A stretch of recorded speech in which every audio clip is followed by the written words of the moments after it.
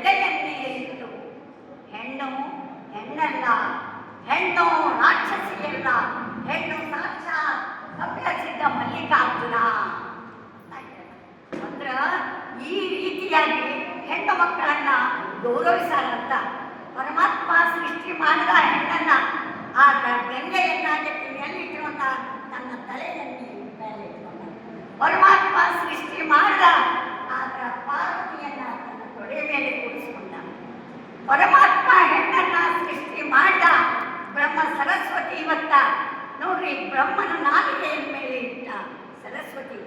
ತಾ ಮಾಡಿದ ಹೆಣ್ಣು ನಾರಾಯಣನ ಎದೆಯಲ್ಲಿ ಲಕ್ಷ್ಮಿ ಹುಟ್ಟಿದ್ಲು.